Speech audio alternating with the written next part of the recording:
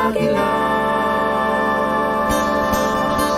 Welcome to Davao Region Dunong Agila in support of the comprehensive region-led learning continuity plan. I Teach, integrating technology, academic community, and the household, ensuring every learner is safe and protected anytime, anywhere. Anchored on Sulong Edukalidad, this is DepEd Regional Office XI, delivering quality education across Davao Region. Good morning, Region 11. Good morning, Davao City. Welcome to Dunong Agila, a radio-based instruction program powered by the Department of Education, Region 11, in cooperation with Brigada News Davao.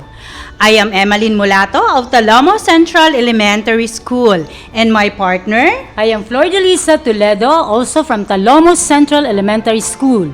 Good morning, partner.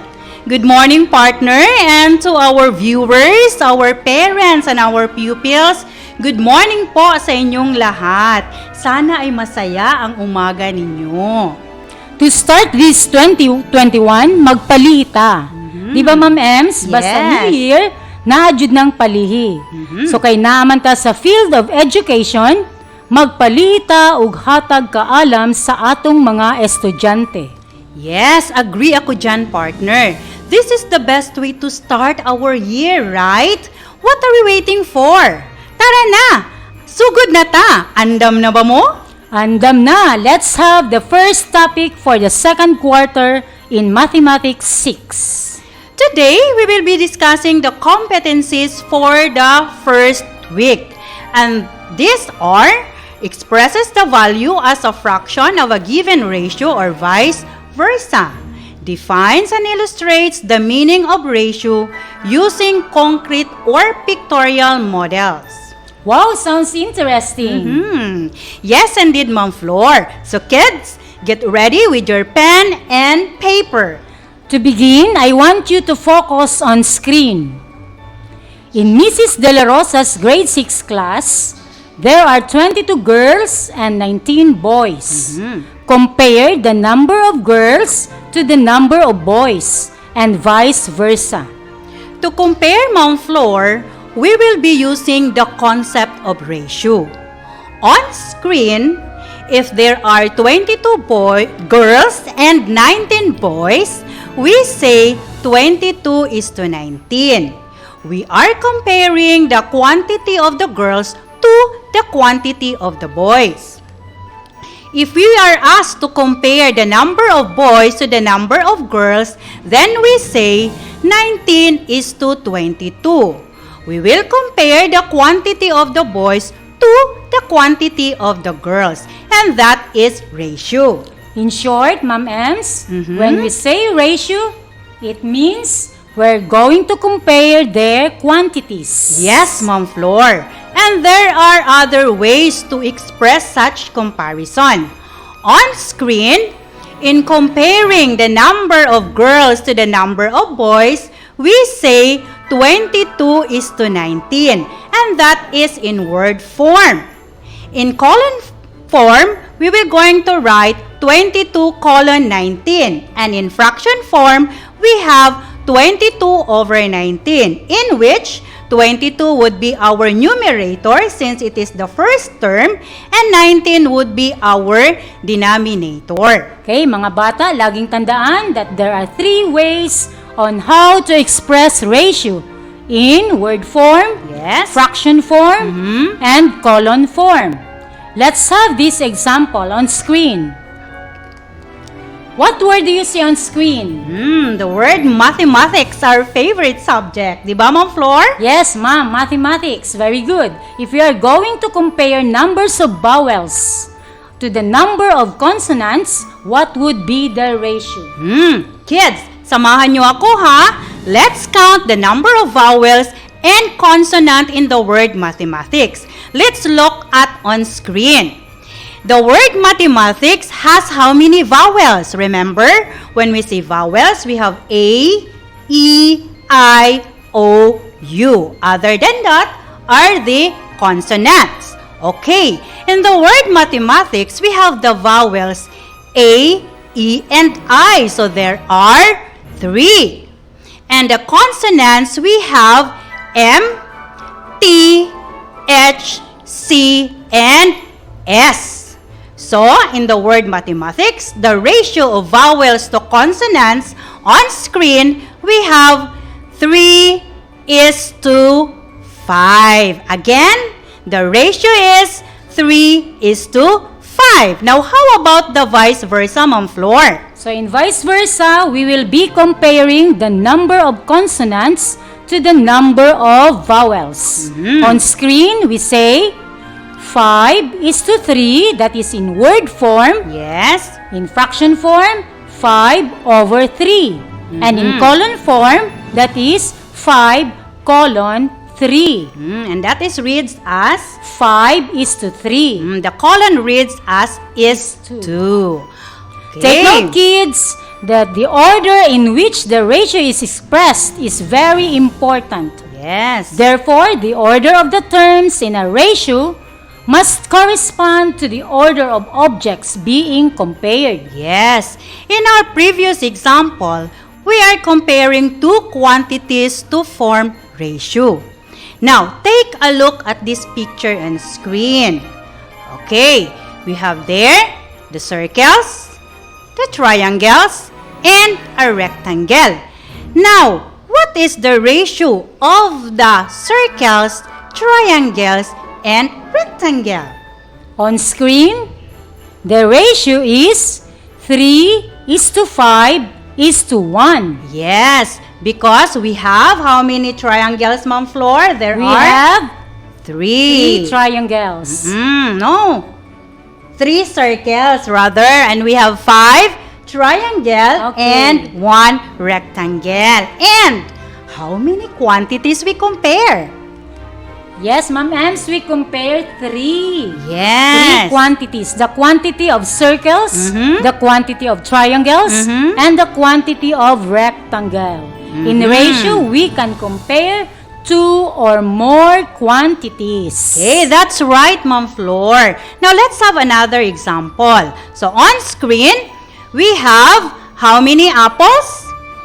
We have 3 3. apples. Okay, and how many oranges? We have 9 oranges. 9 oranges. Now, what is the ratio of apples to oranges? Kids, what do you think is the ratio of apples to oranges? Yes, 3:9. Correct. So, on screen, the ratio of apples to oranges is 3:9. Pwede ba nating sabihin 9:3? No, Ma'am Ems, that is not the correct order. In ratio, the order of the quantity of the terms matter. Yes. Since we are asked to give the ratio of apples to oranges, so we write first the quantity of apples, not the oranges. Okay? Okay, so in other words, Ma'am Flor, kung ano ang pagkasunod-sunod sa hiningi na terms, ganun din ang pagkasunod-sunod ng kanyang quantity. Di pwedeng i-interchange ang term at ang quantity.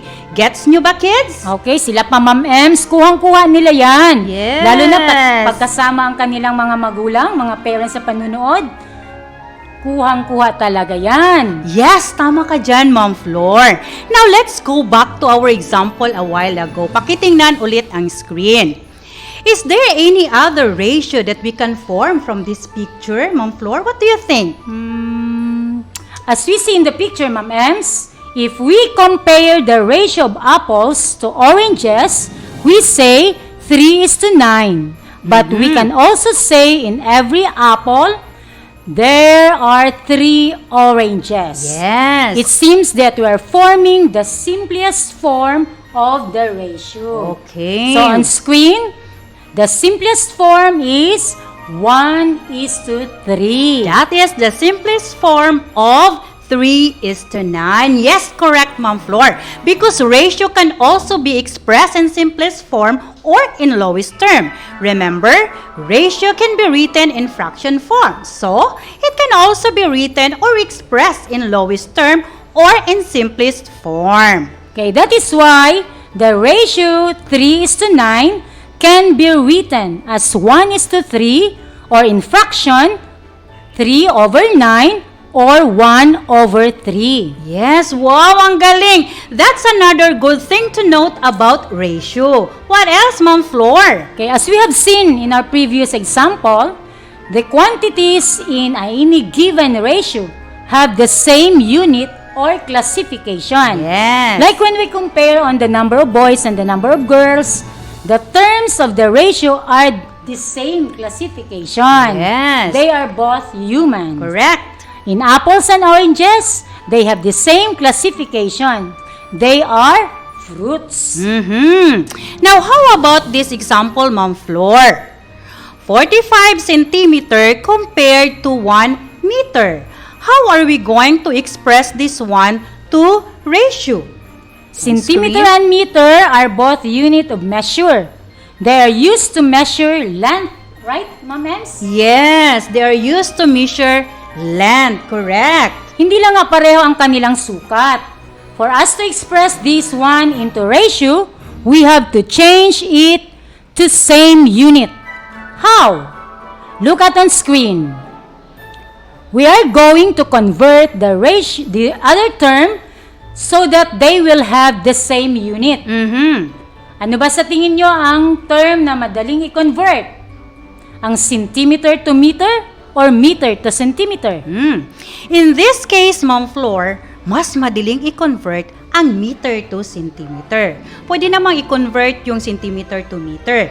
But in this example, mas madaling i-convert ang meter to centimeter.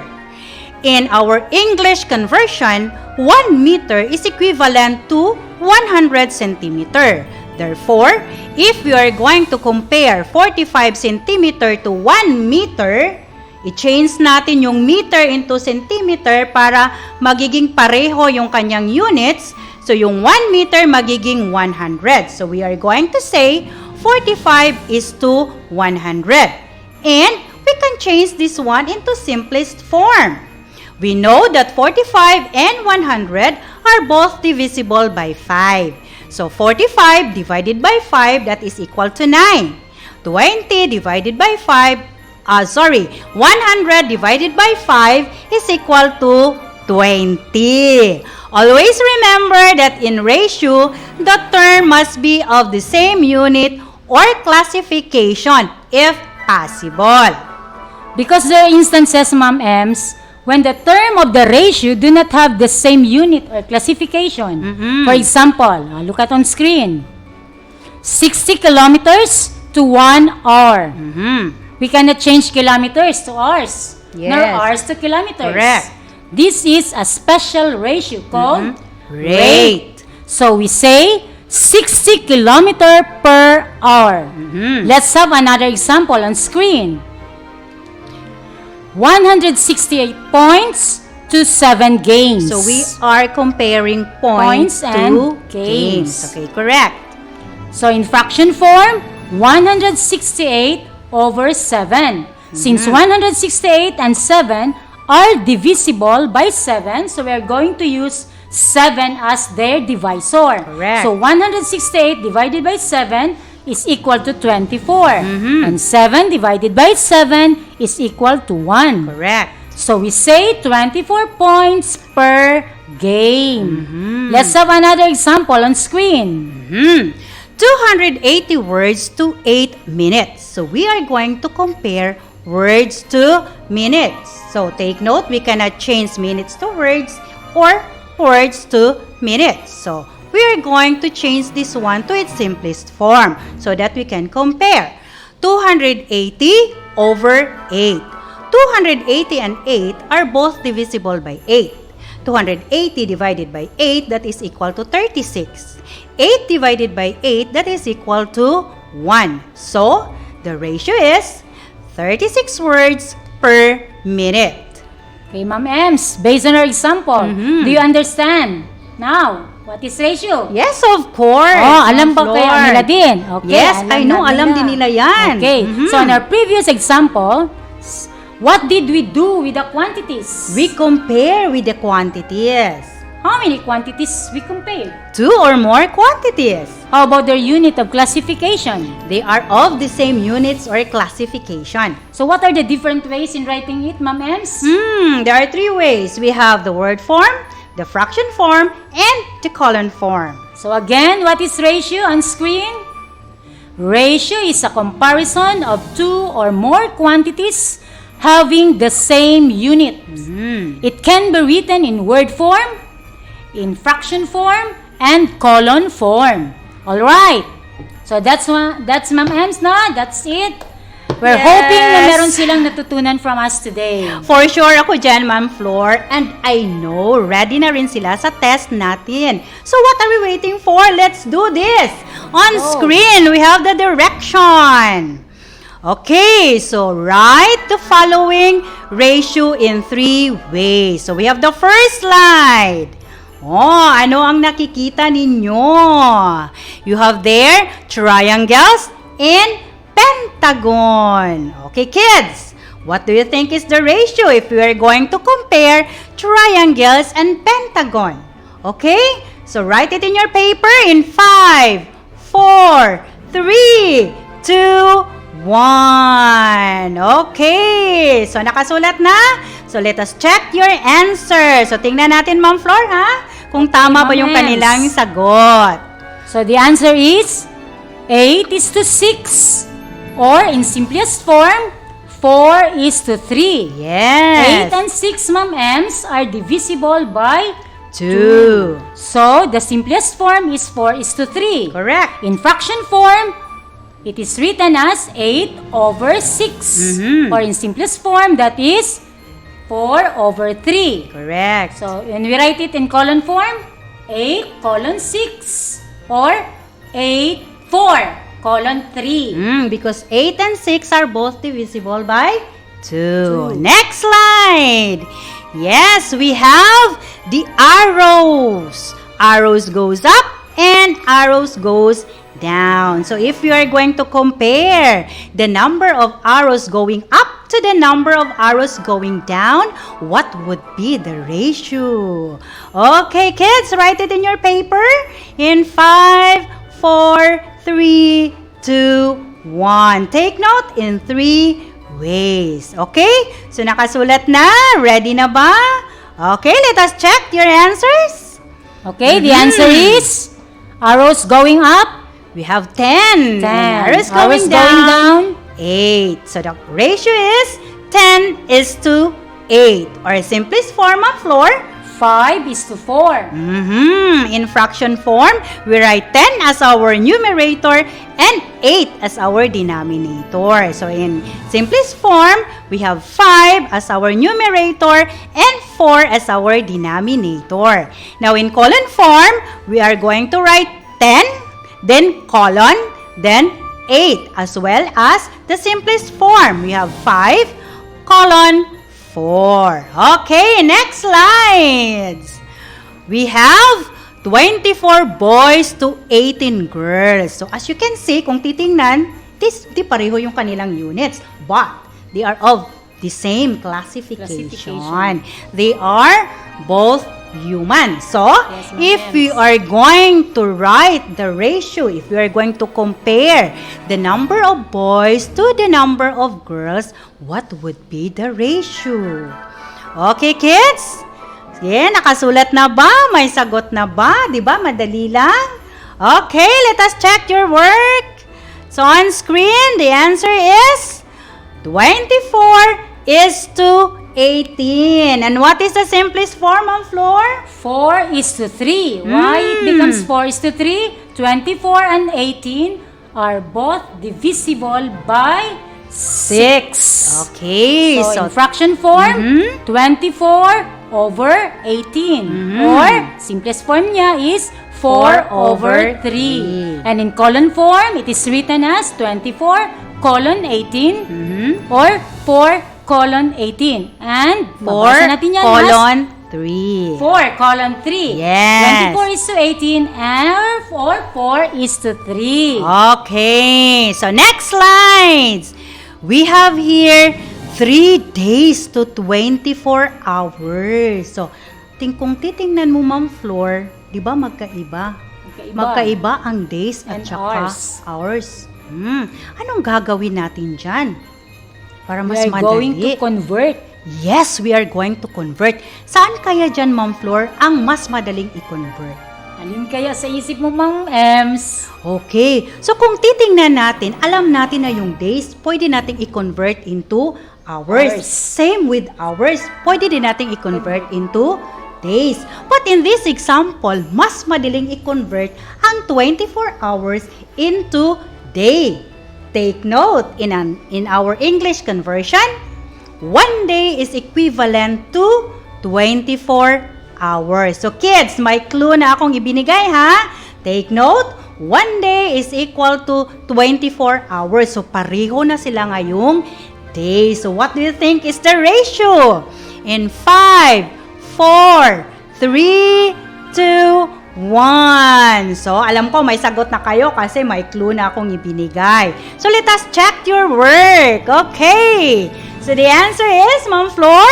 3:1. Bakit 3:1 na lang, Ma'am Ems? Kasi yung 24 natin kanina na hours, kinonvert natin into day. And 24 hours is equivalent to 1 day. Kaya, yung ratio natin is 3:1. And in fraction form, 3/1.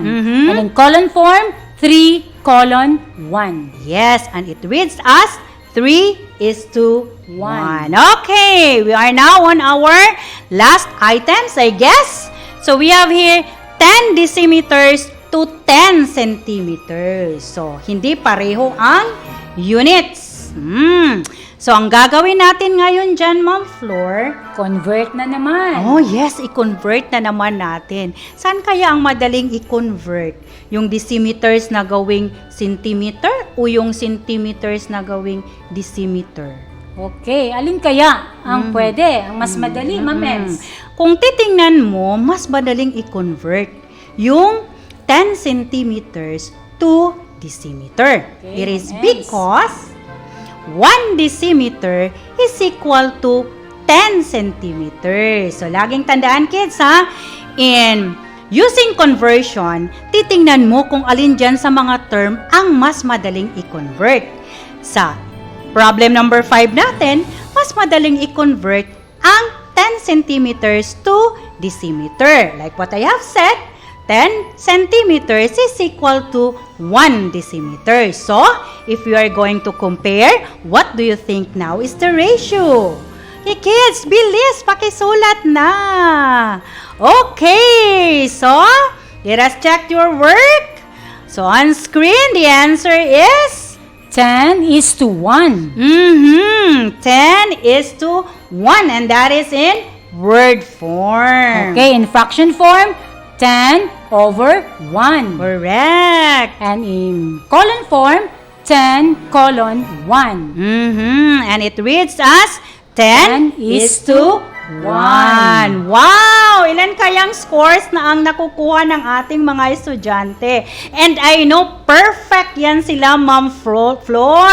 Wow! Ang galing talaga nila. Di ba, Ma'am Flor? Yes, congratulations kids! You did great today. Keep up the good work.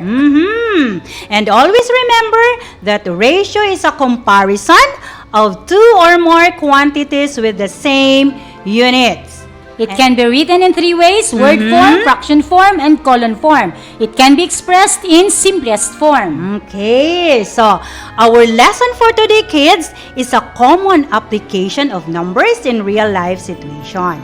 Sometimes we compare things to make better decision, and ratio deals with this comparison. Also through ratio, we can determine how much materials, things, or objects needed. For examples, in baking, cooking, and even budgeting. That's it, Ma'am Flor. But before we say goodbye, we would like to express our heartfelt gratitude to all our bosses, starting from the regional office, to our division office, to the district, and to our school. Thank you very much, ma'am and sir, for this great opportunity. Okay? Thank you po ng marami. And this has been your teacher broadcaster for today, Emalyn Molato saying, mag-aral ng mabuti para buhay ay bumuti. This is Flor Toledo saying, manood, makinig, matuto para sa bata, para sa bayan. Sulong Edukalidad. To God be the highest glory. Goodbye everyone. Bye-bye. Dunong Agila, di pa rin nabutin mga pangarap mo. Dunong Agila, sulong kabataan Davaoenyo. Dunong Agila, sulong Agila, Dunong Agila, sulong Agila, sulong kabataang Davaoenyo.